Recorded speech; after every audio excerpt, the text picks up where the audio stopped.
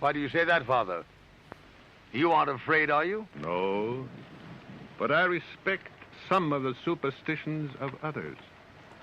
Often they are founded in fact.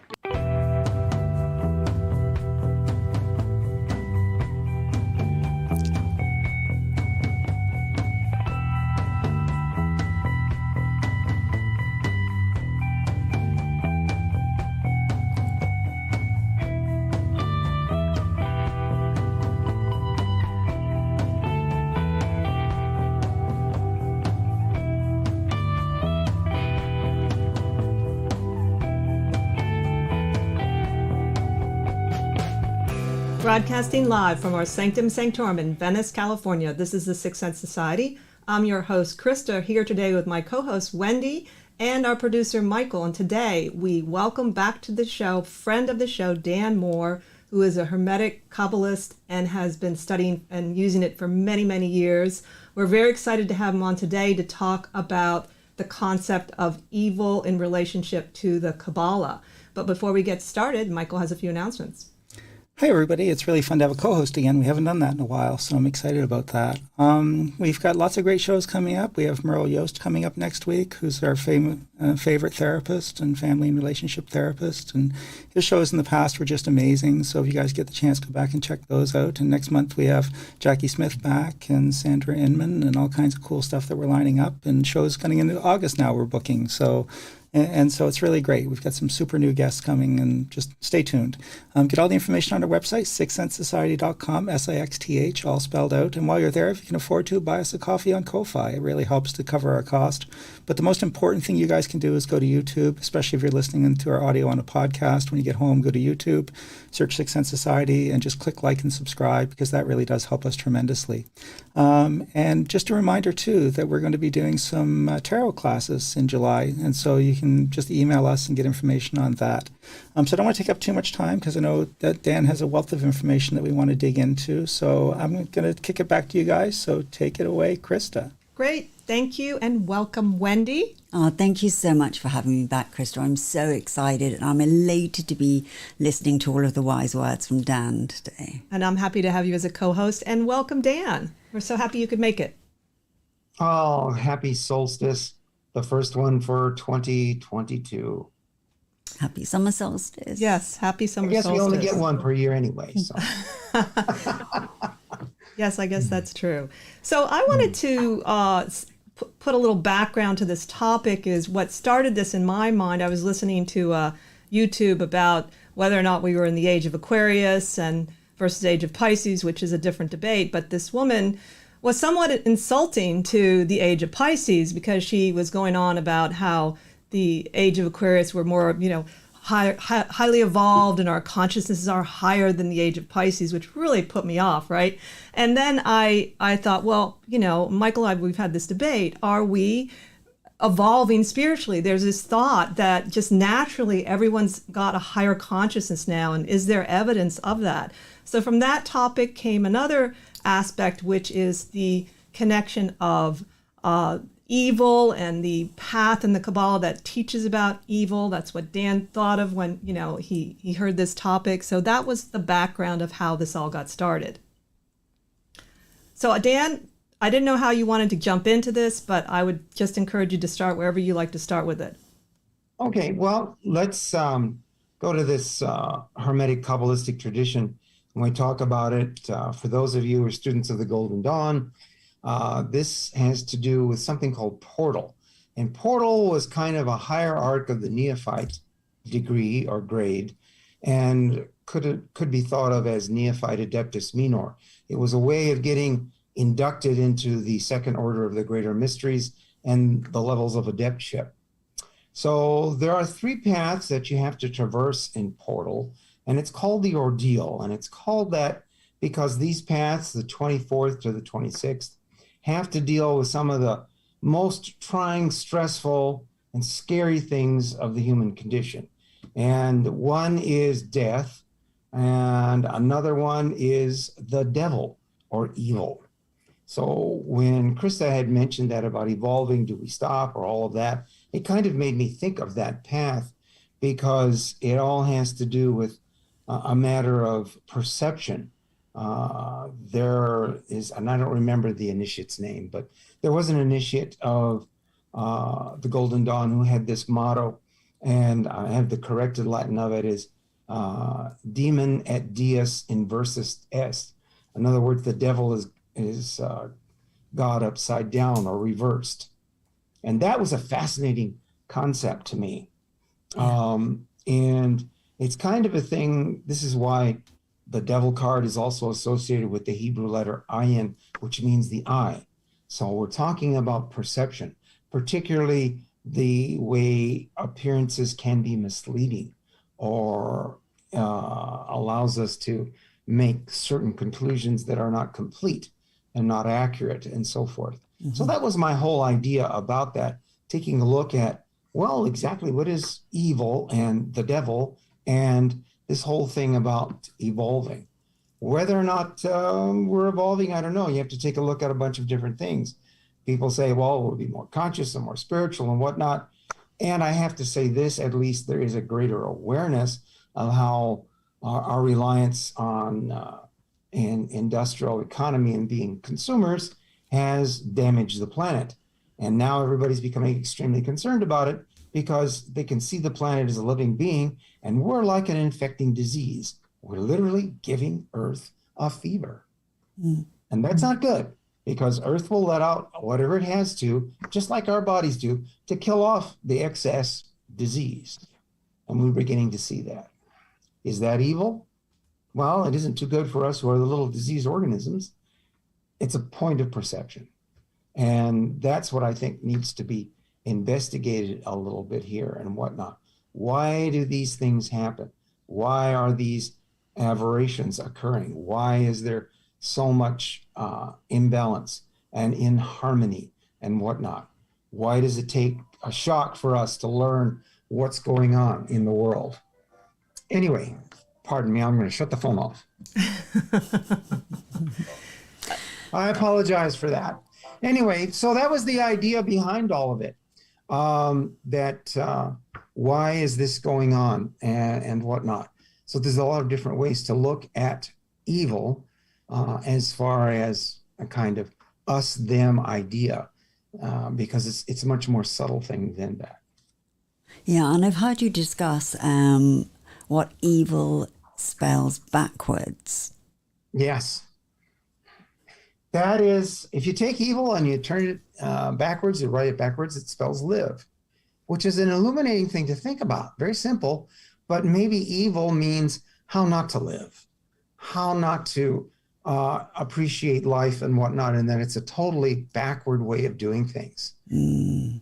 You know, I think it was. Go ahead. Dion Fortune said something like this about evil, and you may remember this. It was something like she called it outdated force, because you know, as you know, that path, the left-hand path, is connected to force.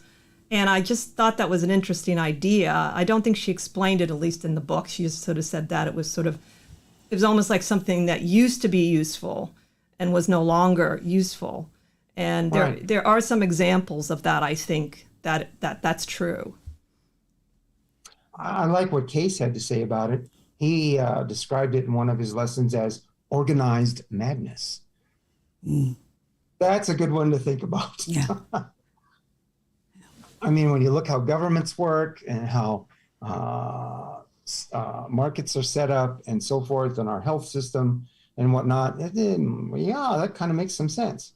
And here he's writing about this stuff, you know, more than 70, 80 years ago. So would you say Kabbalistically, if you were, say I was, studying Kabbalah and I was going through the different pathways, is there a different sort of maybe thing I'm trying to gain as an individual to face my own sort of obstacles and evils through this ordeal compared to a group collective sense of evil? Are they the same thing? Are they different? Would we have different approaches to it? Because, you know, the Buddhists are all, you know, big on you as you work on yourself first. That is the most important thing to bring world peace. But at the same time, we all know we can't just do nothing. and most people try to do something good as part of their practice, I think, or even just because they want to improve the world. Yeah, for me, there's where the Hermetic aspect comes into it. We got that famous saying, as above, so below. Or I like to think of it as within, so without. Of course, that comes from the Emerald Tablet of Hermes. So the idea is that as you work on it yourself and you become more of a human being, which is an interesting word, by strict definition, it means to be more than mankind, that the world will improve too because you're being a better person in it. You begin to appreciate not just yourself, but all the other human beings around you too. And not just them, but other beings. I mean, in Buddhism, that's what I like to talk about, all the sentient beings, because we're not the only sentient beings out there in the world of nature. And I think this is part of the process that you want to work on. Now, the thing about, there was one school of Kabbalah done by Isaac Luria. Yes, Isaac Luria. He was known as Isaac the Blind, or the Ari in Hebrew, which means the lion. And he had this idea of looking at that everything that exists has to have a spark of the limitless light in it. And these sparks all come from the ultimate source of being. But they're obscured, or they're covered over, or they're distorted. And these husks or covering is what they call the klifot in Hebrew, or klifa singular.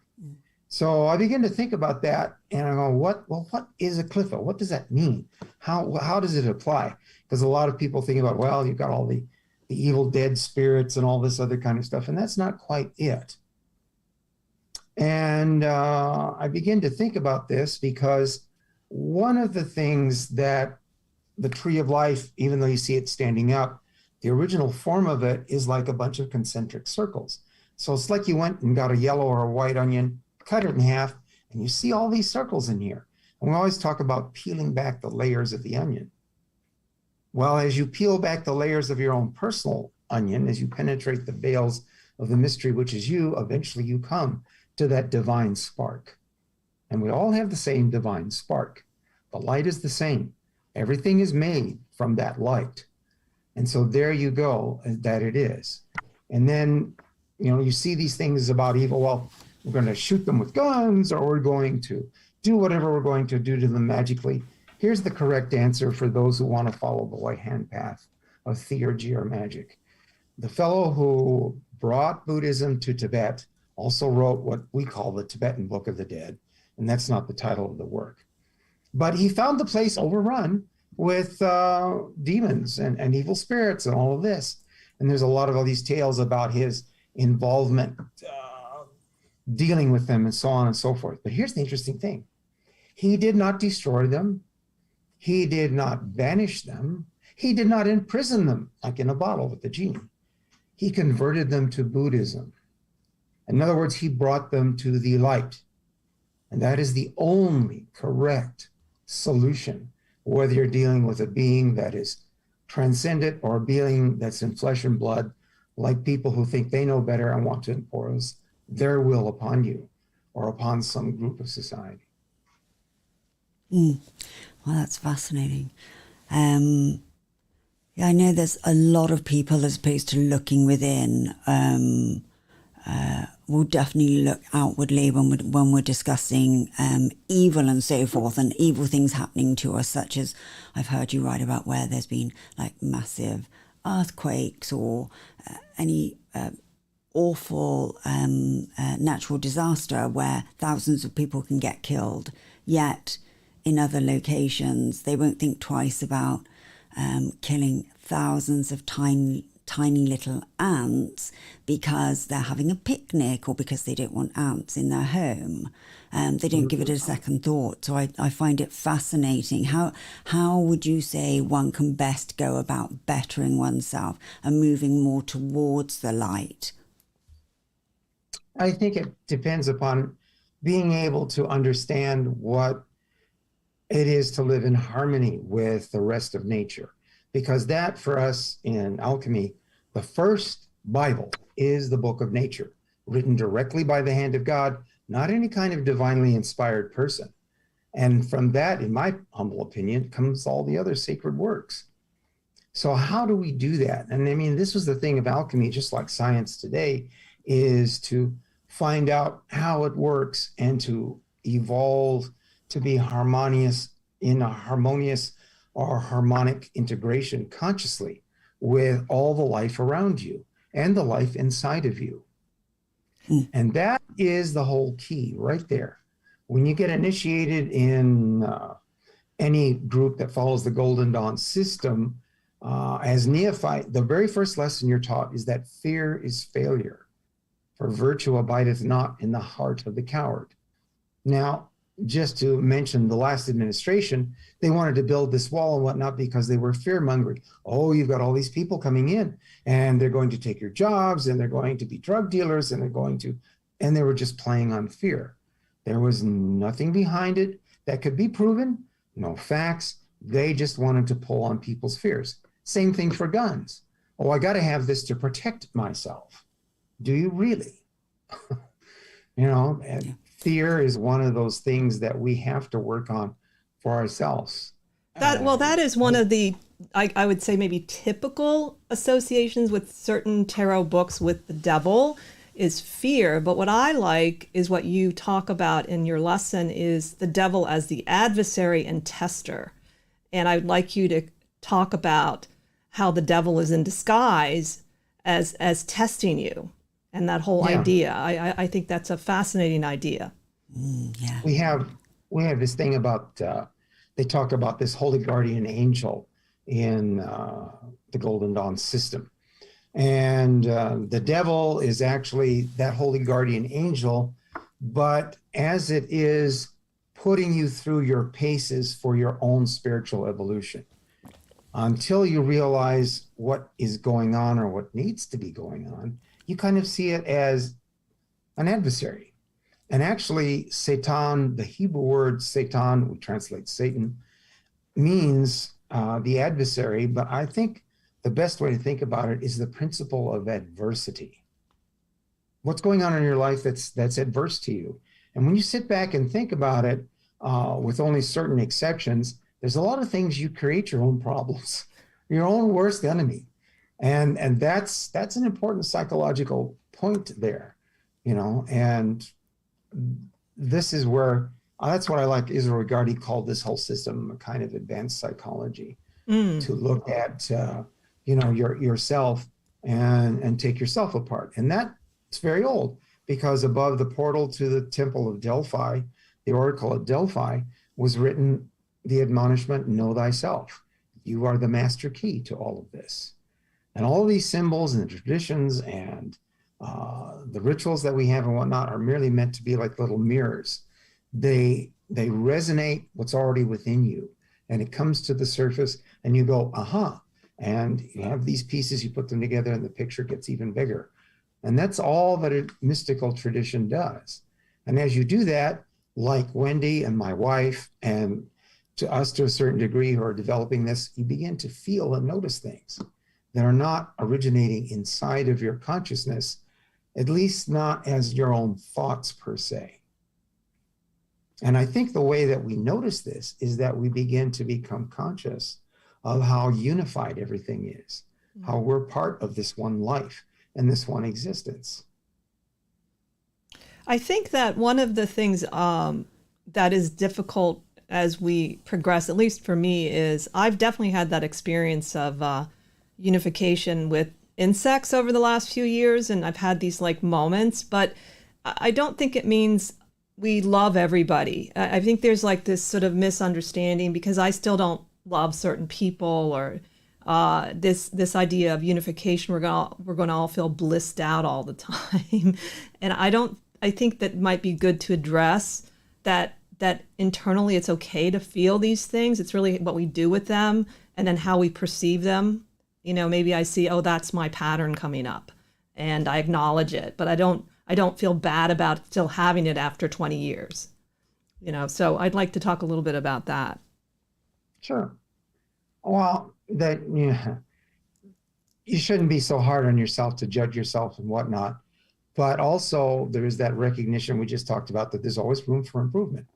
And perfection is a never-ending process. It's like the never-ending story. If you remember that movie from a long time ago. Yeah. And I think it's good as you begin to recognize yourself, and then you do this wonderful thing in which you forgive yourself and take account for what you have done and how you feel. I don't think, if we're going to talk about utopia, that it's going to be everybody is a smiley face and nothing bad ever happens, all of that. That just seems incredibly unrealistic.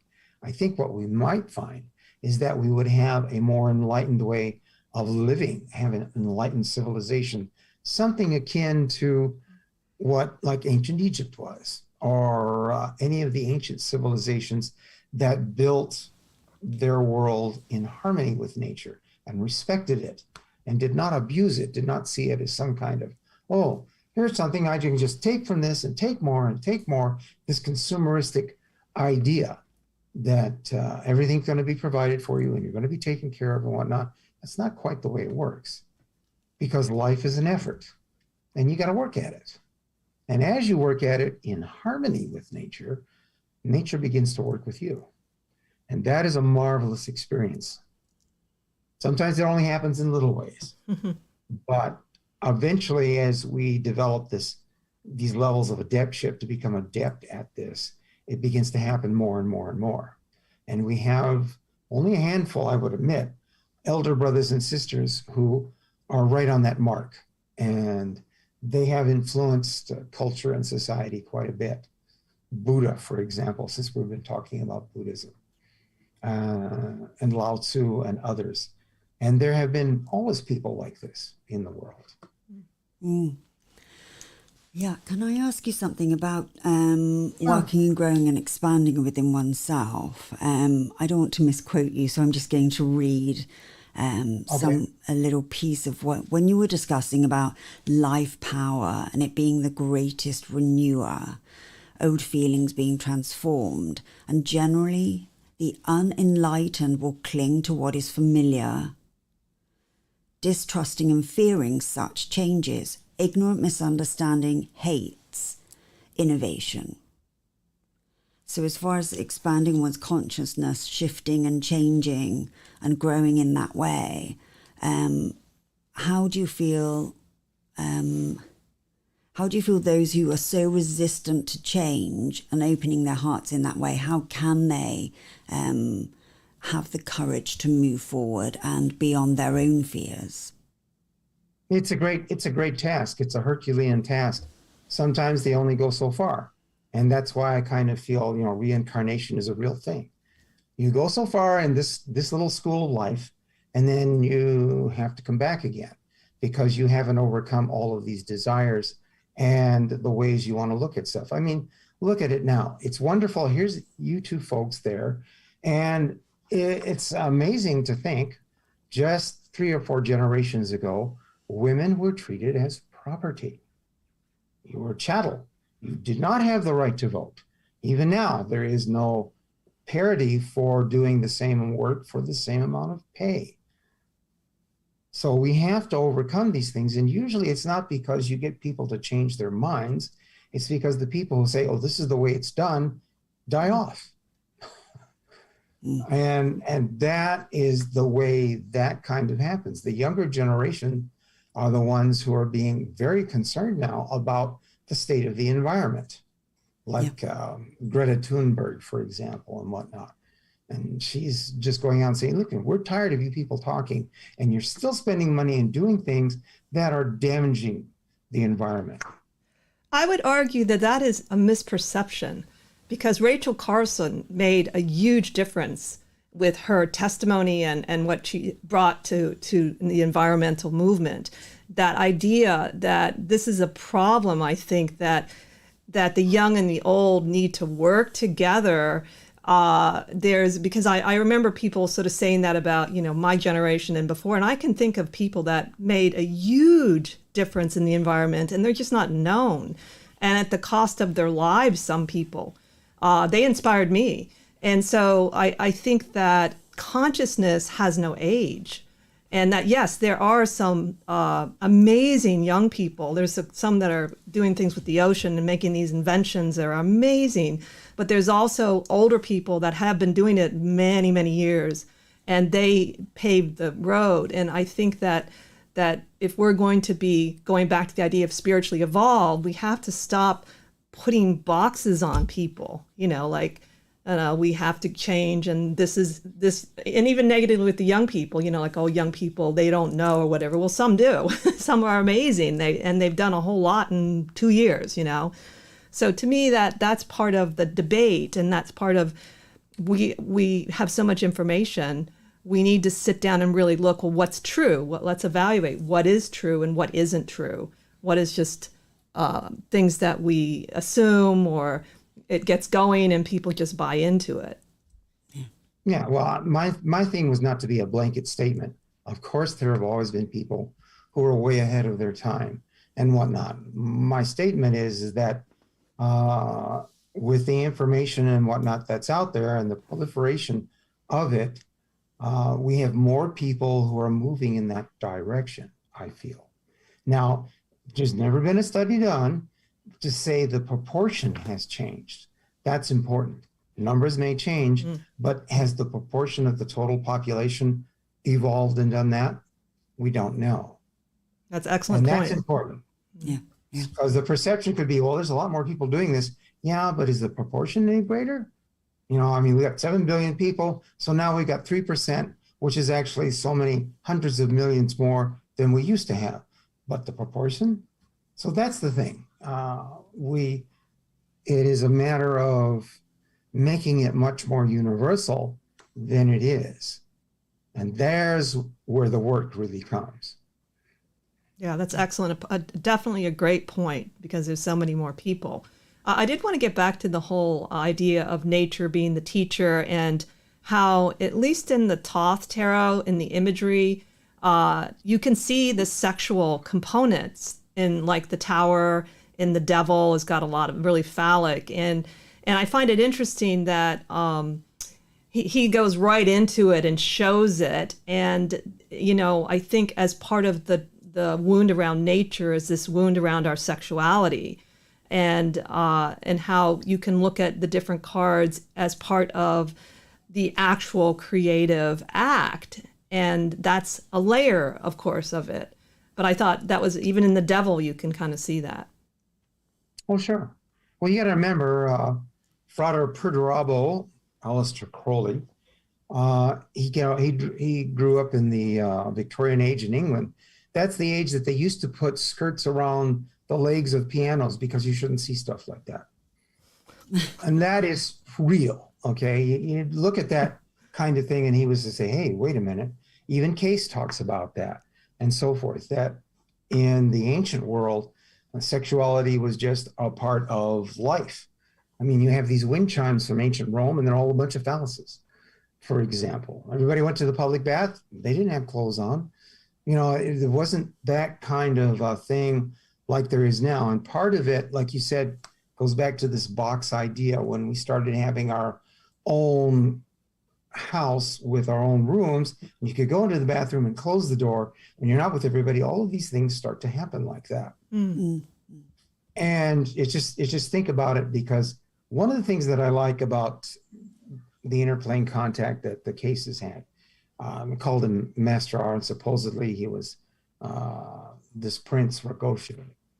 But he had this term which just resonated with me very powerfully. He called it the lie of separateness. And I mean, you think about that. I said, well, gee, we live in boxes. We watch boxes for entertainment and do work in them. We drive around in boxes and all this other kind of stuff, where we are very compartmentalized, and there isn't an understanding of how this interacts and works together. And definitely the world is changing like that. Now that the economy of the entire world is hooked together, it is actually unprofitable for any kind of conventional war to take place. When World War II happened, or when we had the Cold War, that wasn't the case. I mean, we stopped the Cold War by outspending the Russians, okay? But now they can't do this. It causes inflation. It's not the president's problem. It's a world problem. It's a problem with our set of values, because everything is connected together, and we need to think like that, not like, oh, here's the flag of my country and whatnot. We're human beings. Rusty Schweikert and anybody who went to the moon or gets away from the earth has an initiatory experience, because it's unlike anything else that just about most people ever have. And he says, you know, I realize there's no us and them, it's all we. And he's right. We have to begin to think this way and to feel this way. It is all we. And our tribalistic predecessors had no problem thinking that way. So Wendy asked me, like about a month ago, we had this conversation. I thought maybe you could talk about it, to ask Dan about it. We were talking about Roe versus Wade and why women are perceived the way they are. And you had asked me what my thoughts were. And I think this ties into we were talking about misogyny, basically. And she thought for some reason, which I was very humbled by, I might have an answer, which I did not at all. But I thought maybe you could ask Dan about that, why you were thinking about that, and your own quandary around it.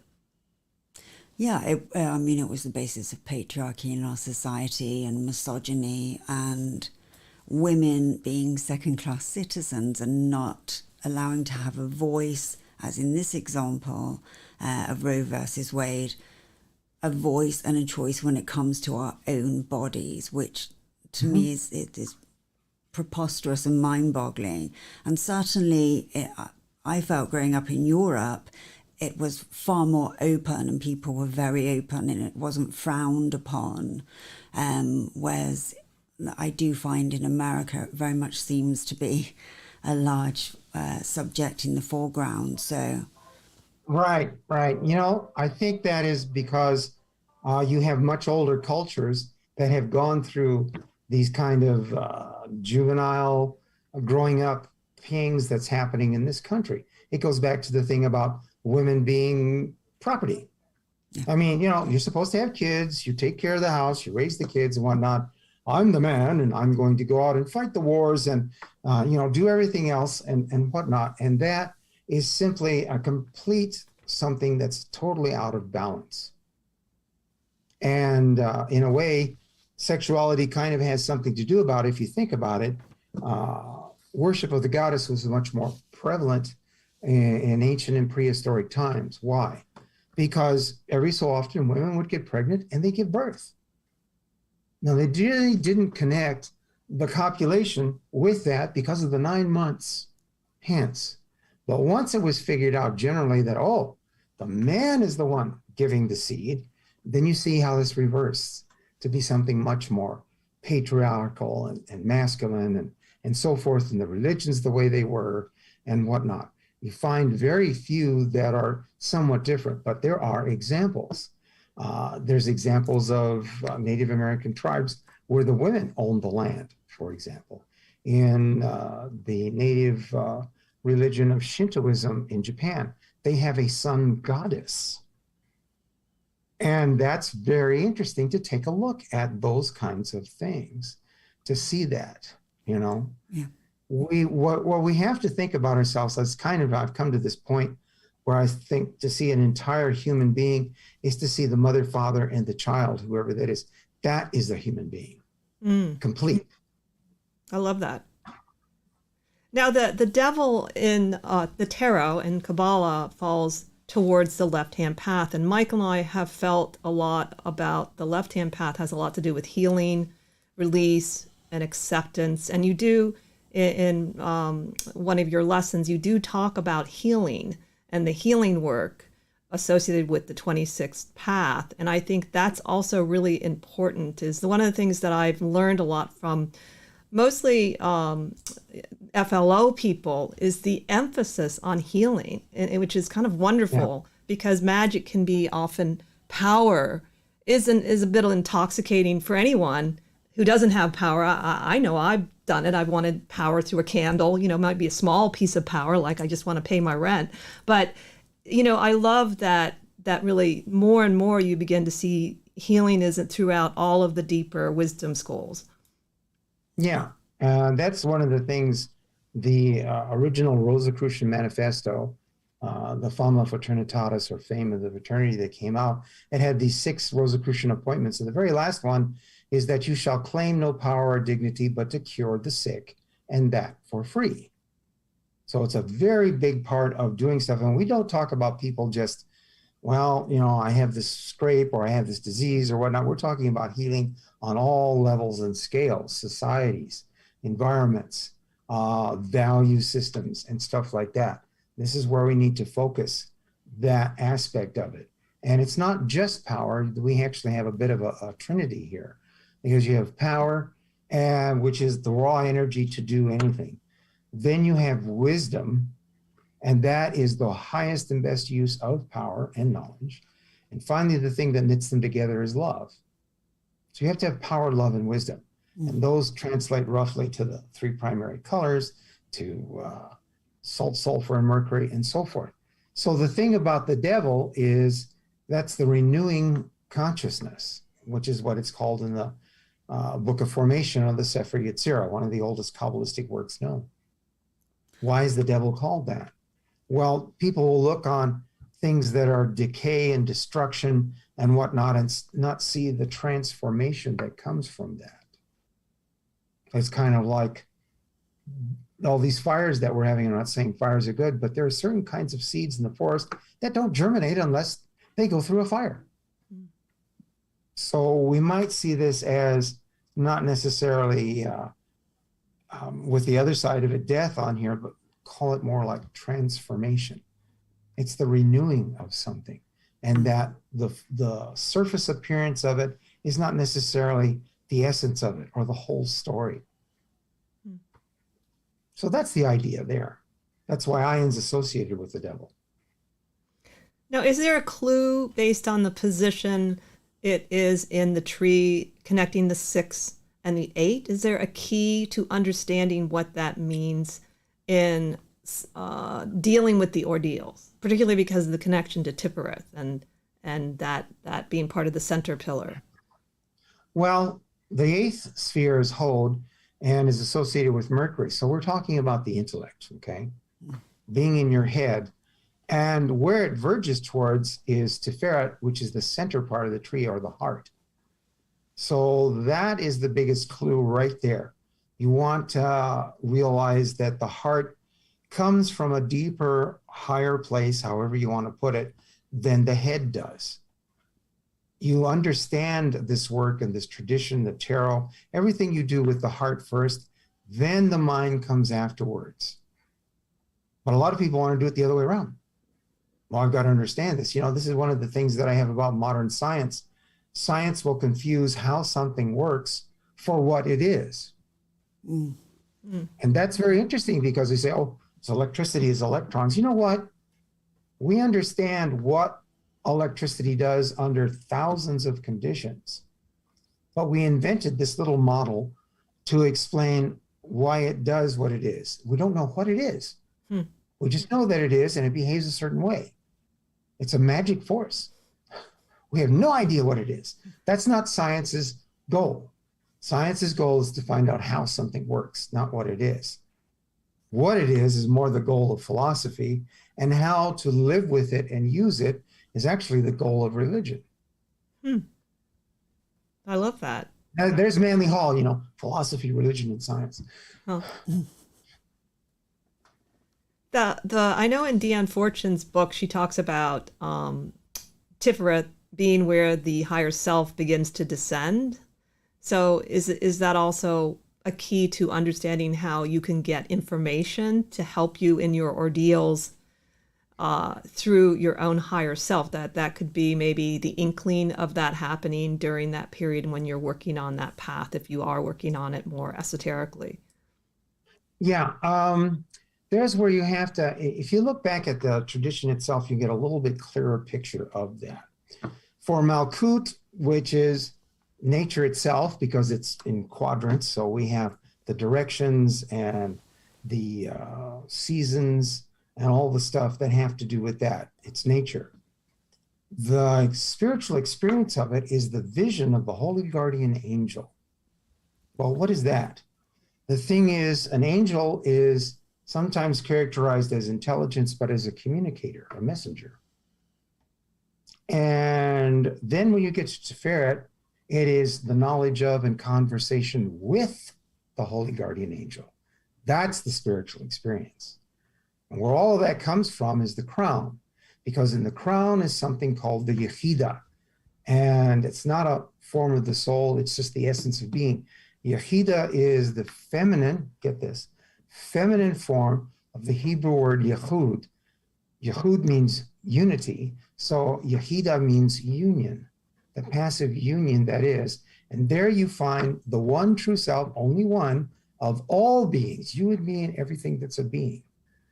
So it comes into the heart, which is this individual expression of this light, which we all are. You're an individual, you're an individual. That's why they have this technical term that can be a little bit confusing when you first start this. Well, there's a higher self and the individuality. What's the difference here? The difference is the individuality is the perfection of what you have the capability to be as a human being. So when she says that it descends from there, it actually is where you realize this, because the Holy Guardian Angel is really a process that sets up life conditions for you to grow and evolve. And that's why at first it looks like the devil, but it's not. It's kind of like when I converted to Judaism a long time ago, my parents had no religious identity. They weren't atheists, but they just, they weren't stuck with any institution. So I looked around to see if there was something that resonated with me, and Judaism did. And in Reform Judaism, which is the most liberal Judaism there is, they allow you to pick your Hebrew name. And the one I picked was Yosef, or Joseph. And why? Because he, like his father, was the only one who could interpret dreams. And all of his other brothers hated him for that. They were jealous of him, and they were going to kill him. And so they didn't kill him. They tossed him into a pit in the desert, and then eventually they pulled him out of that so that he wouldn't die, and they sold him into slavery, and he went to Egypt. And as the story goes, and I won't take up a lot of time to tell this, Pharaoh has a dream, and no one can interpret the dream. And then somebody says, I heard there's this little Heb guy who's in the clink over here. He's really good with dreams. Why don't you talk to him? So Joseph does, and he tells him what the dream is, and he says, that's what this is. There's going to be 7 years of abundance, and then the next 7 are going to be really bad, famine. You must save and prepare for the 7 that are coming. And he was right. So Pharaoh gave him his ring and made him the number 2 man to run all of Egypt. Wow, that's fascinating. Yeah. So there's the thing for me. That's why I picked that name, because, look at what happened to him. He was going to be killed. He got sold into slavery. He was falsely accused and thrown into prison. Yet he became the number 2 guy under Egypt. Yeah. The Pharaoh of Egypt. So you just never know how things are going to work out or what they're going to be and so forth. Yeah. Can you expand upon, I found it fascinating when you wrote that as we go about our daily lives, everyone is a priest or priestess of the Tabernacle. Can you expand upon that for us, please?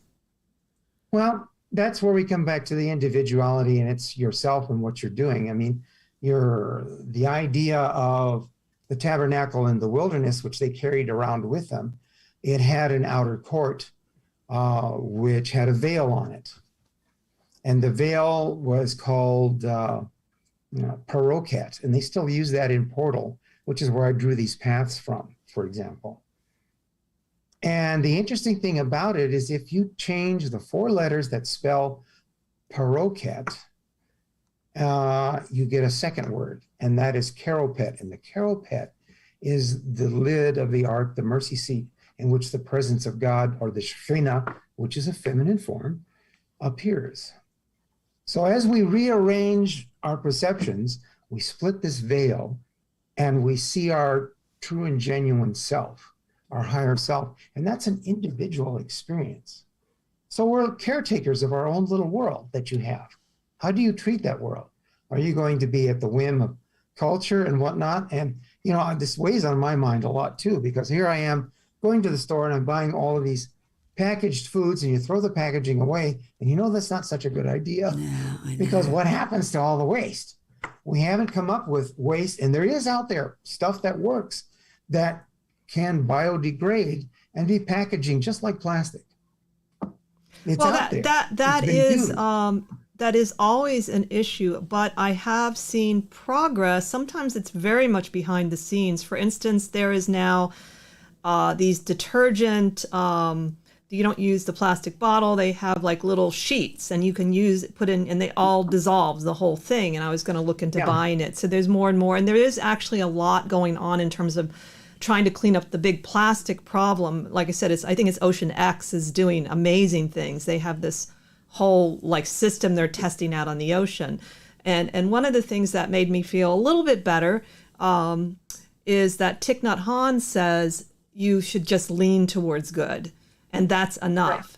And that what you notice as you lean, you'll lean more, and then you'll lean more. And that way you don't get stuck in this like I do. I'll be like, yeah, but that's still a problem. And then I feel really bad. And then like the other day I tried to save a bee, and I think I ended up accidentally killing it. And I don't know, maybe I did, maybe I didn't. It was so hard to carry. And I said, okay, next time I'll have to sort of find out how to carry a bee. So it kept like being blown by the wind onto the ground, and I didn't have anything with me, and I kept trying to figure out ways to hold it. And so I don't know, maybe he was going to die anyway, but then I thought, okay, don't get upset. Just think, okay, I'll do some research. What is the best way to carry a bee when you're at the beach and you don't have a lot of things with you?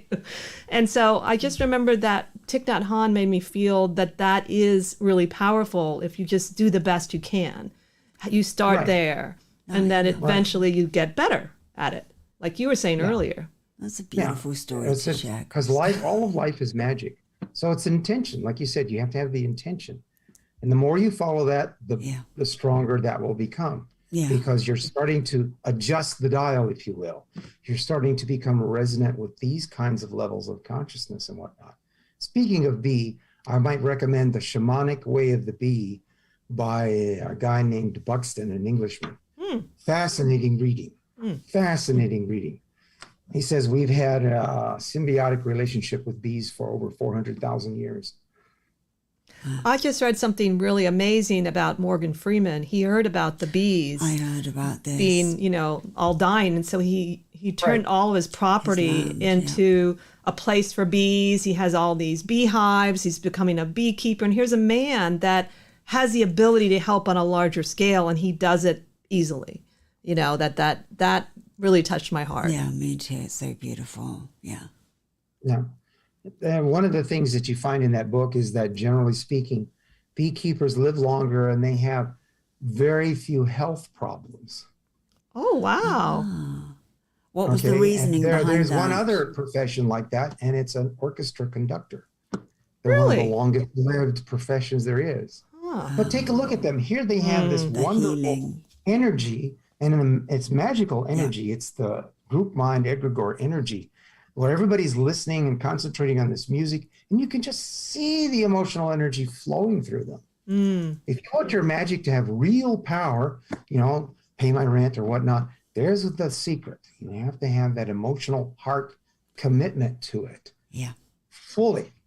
And the more fully you do, the stronger and the better your magic will work. Let's talk a little bit about the difference between a heart connection and a neurotic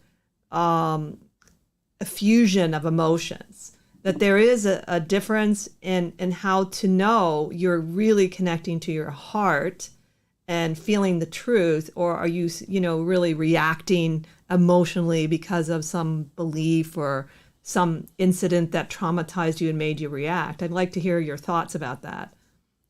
Well, I think it kind of depends, but for me, at least, you get to this point to where you, on some kind of very deep, profound level, experience the truth and the essence and the light of something. And then you have that sense of almost like a euphoria. You feel the tingles up and down your back and all of this kind of stuff. And I think that is very different than any kind of, to use your term, a neurotic or neurosis kind of behavior towards that. There's this profound aspect to it that just says, wow. And I had that particularly, one of my first times of having a memory of that is going to SeaWorld, the old SeaWorld, where you could actually spend some time communicating with the dolphins who they had brought there to heal them because they had washed up on the beach and stuff like that. And that was fascinating. Once you started to say, look at me, I'm over here, without saying a word, in your mind, man, it didn't take but 30 seconds. And there was a dolphin right there at the window looking at me. And that's all you need to do is stuff like that. You recognize them as a fellow being. And that's true of the bees, like you said. It's true of all of these spiritual entities or beings that we deal with, whether they're elementals, angels, what have you. Even places have that too. A house, a mountain, lake, river, and so on and so forth. And that's the whole idea, because Kabbalah literally means to receive or to be receptive to what? The light, which everything is made of. Yeah. And that's the point. That's the point of this tradition. That's why it's kept me fascinated for over 50 years now. It is a beautiful tradition. Yeah. And you're going to go through some hard times. It's just the way that is. Life is like that. I mean, kids growing up, you see what they go through, and mom and dad says, hey, you know, this is something that happens. You want to protect them. But if they don't have these experiences, they can't appreciate the better aspect of life and whatnot. It's kind of like Walter Butler wrote in one of his books that sometimes you learn more about magic and what not to do with a handful of burnt fingers than you would any other way. Mm-hmm. So was that evil that happened to you? Well, it wasn't pleasant, that's for sure. So there's the whole thing about the okay, let's go back and just ask outright. I want everyone to sort of pitch in, you too, Wendy, and Michael, if you can. Do you think we are actually evolving consciously in this moment in time, in general in the world? Because there's certain areas we can say seem pretty dark right now, but in general, do you think that is a true-ish statement? I think that individually we evolve, and I think that there are many individuals that are evolving in consciousness. As a society, as a collective, I'm not so sure. I'm kind of where Dan is, that, you know, I've heard someone say once that there are more good people in the world than ever before. And I said, yes, but that's because there are more people in the world than ever before. So Dan's point, I think, is very valid. Are the proportions changing? If 3% of people are evolving, do we still have just 3% of people evolving? To me, it's not so much about, you know, trying to get everybody to evolve in a sense, but what impact can those evolving people make? You know, is there a way for them to maximize the potential to create good, to create positive energies? So maybe it's more about that. Yeah, and they do have that consciousness, though, to be self-aware and aware of their environment. So I think they will be mindful and careful and more loving. I would like to believe that there are more and more people who are evolving on this planet within my heart. So I will stick with that as my answer and keep the faith. I know you and I, Krista, see clients all the time who are growing and evolving, and also new clients who suddenly things are opening up for them and they are more conscious. So to me, that is comforting. It's nice to be a part of that process, isn't it? Yes. I think that there are these life lessons, and that's one of the reasons why I kind of believe in reincarnation, that sometimes it doesn't dawn on the person what the lesson really is and how it is until they're in their dotage, their old age. I mean, look at Elon Musk. His daughter says, I had enough of you, Dad. Goodbye. I could not see that with my own daughter. I mean, they're precious. She's precious to me. My son is, our granddaughters are, and whatnot. I appreciate them so much. And I feel that way, not just about them, but of all the children and parents in the world and whatnot. I mean, you know, we wouldn't be here without our parents, for example. So I'm with Michael. So you feel like this, you've done all these spiritual disciplines, you feel really spiritual and evolved. So what? What are you doing for the rest of the rest of the world? Because even in Buddhism, it says that the Bodhisattva will not go on to the next and final step, because he knows how everybody is causing suffering for everybody else. And the truth is right in front of their face, in front of their nose. So he decides to stay as a bodhisattva until he can help others into nirvana.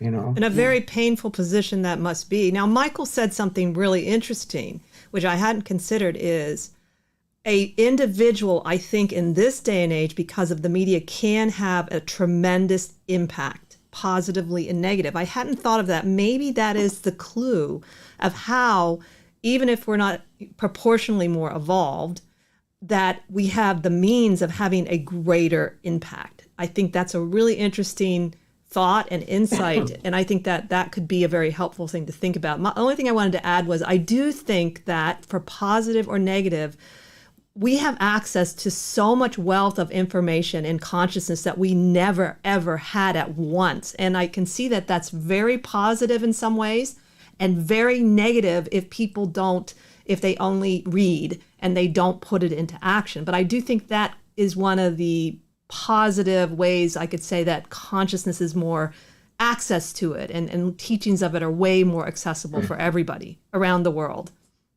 Right. Excuse me. I think that's one of the things where I remember seeing this little thing about the Gen Z people. They don't like telephone calls. They don't want to be on telephone calls. They much rather text. And I see that as a very interesting, insidious and subtle way of bringing back in the live separateness all over again. I mean, look at this interaction that we have. So we text back and forth, and you have social media, which I like to call anti-social media. Without this real-time interaction, this is how life is. And this is beginning to put people back in their little boxes again. And more than that, they without lack of some kind of supervision, like the FCC is for TV, all these social medias are getting people to collect together, and they have their mutual agreement society. And unfortunately, some of them have guns, and they're not afraid to use them. That's frightening. And I mean, it's the same thing, evil going the next step. Well, so we have to be careful about these kinds of things. Technology in and of itself is not bad. It's merely its use or abuse that is. I think, having lived in the United States most of my life, I personally think the United States is devolving. And that's my own humble opinion, based on study of it astrologically, based on my experiences, which actually started quite a long time ago, before social media, where I felt people were becoming more separate. And I think that if we don't acknowledge that we're really in a bad place, we will never get out of it. If we don't acknowledge the foundation of this country, what it's based on, we won't grow as a country. So just the country alone of the United States, I personally think is devolving right now in this time. Yeah, well, and then there's the other side of it that's finally coming around. Like the Black Lives Matter, that set off protests around the world. Nobody expected that. Usually it just happened in our country, because as a kid, I remember watching Martin Luther King's March on Washington, Wow. But that wasn't like that. All of a sudden they say, hey, I'm an indigenous person too, or I'm of a different color or different culture and whatnot. And I realize I've been put upon and isolated by wherever I was and by whoever I was and so forth. So this kind of idea is coming to the forefront. The divide between the haves and the have-nots is coming to the forefront. Yeah. I mean, in this country, and Kristen knows this, when you were a kid, man, there was always the shelves in the grocery store were full. It's only in Russia that they had the white in the line and they didn't have but a loaf of bread or whatnot. Guess what? Now we get to experience this ourselves because we don't value it. We take it for granted. Right. Now we only have a little more than a minute, so we're going to have you say whatever you like to say, Dan, to leave us with food for thought. Okay. Well, I've seen this done once before too. There was a kind of a kid's book thing. But if you take, live and you spell it backwards, it's evil. And if you take love and spell it backwards, you get evil. So love is the way that we need to do. And I mean, it sounds like a 60s kind of thing. But there were some things that were very salient about that movement and the ability to express yourself as a unique individual artistically and so on and so forth, and see things that are not confining, do not chain you. That was one of the things of the devil card for BOTA. You had this man and woman with chains around their neck, but they weren't tightly around their neck. It's something they choose to put on, or they could take it off. Thank you so much, Dan, and thank you for all the wealth of information and sharing your wisdom. Yes, thank you, Dan. That was wonderful. Well, thank you for being too. It's wonderful to be with you guys always. Join us next time as we continue to explore the esoteric and the obscure together. Have a wonderful week.